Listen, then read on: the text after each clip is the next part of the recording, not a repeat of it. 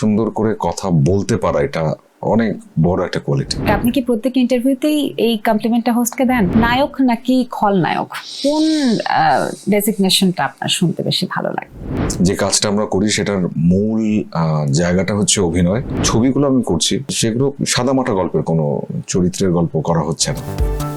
ঈদ মোবারক সজল ভাই, কেমন আছেন? আলহামদুলিল্লাহ, খুব ভালো এবং ঈদ মোবারক। এবং সাথে একটা বিষয় বলতে চাই যে একজন মানুষ এত সুন্দর করে গুছিয়ে কারো সম্পর্কে বলতে পারে, সেটা খুব রেয়ার দেখা যায়। It's a very unique quality. আমি কমপ্লিমেন্ট হিসেবে নিলাম, বাট আপনি কি প্রত্যেক ইন্টারভিউতেই এই কমপ্লিমেন্টটা হোস্টকে দেন? যারা সুন্দর করে বলে বা বলতে পারে তাদেরকে বলি, এবং এটাও সত্যি যে সুন্দর করে কথা বলতে পারা, এটা অনেক বড় একটা quality. Thank you so much. Abdul Nur Sajal, সবাই আপনাকে সজল হিসেবে চেনে, কিন্তু আমাদের ইন্ডাস্ট্রিতে আরো একজন খুব বড় মহারথী আছেন যার নামও আব্দুল নূর, তুষার। এক্স্যাক্টলি। তো কোথাও কি এই ঝামেলাটা পোহাতে হয় কিনা, নাম একই রকম হওয়ার কারণে? বহুবার হয়েছে এটা, এবং এটা মনে হয় লাস্ট রোজার ঈদের সময় বিটিভির একটা শোতে, সেখানে হোস্ট ছিলেন আমাদের সবার খুব পছন্দের স্পোর্শিয়া। আচ্ছা।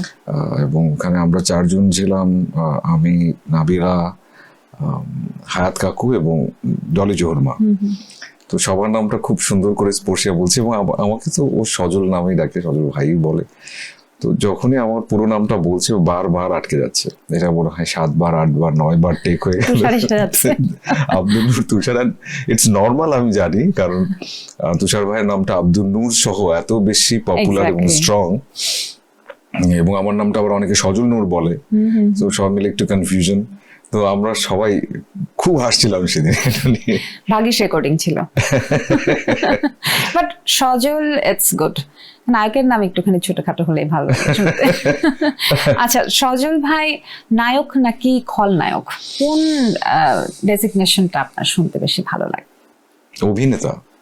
আমার কাছে মনে হয় যে কাজটা আমরা করি সেটার মূল জায়গাটা হচ্ছে অভিনয়, এবং সেই কারণে আমরা বিভিন্ন রকমের চরিত্রে নিজেদেরকে আসলে মেলে ধরবার চেষ্টা করি। তবে চ্যালেঞ্জিং চরিত্রগুলো টানে বেশি। তো সেই জায়গা থেকে আসলে কোনোটাই বলতে পারবো না, তবে এটা বলতে পারি যে অভিনেতা। এবং এখনো যে ছবিগুলো আমি করছি সেগুলো সাদামাটা গল্পের, কোনো চরিত্রের গল্প করা হচ্ছে না। যেই চরিত্রগুলো কঠিন, যে চরিত্রগুলোর মনস্তাত্ত্বিক জার্নিটা খুব ডিফিকাল্ট, ঠিক ওই ধরনের চরিত্র করা হচ্ছে।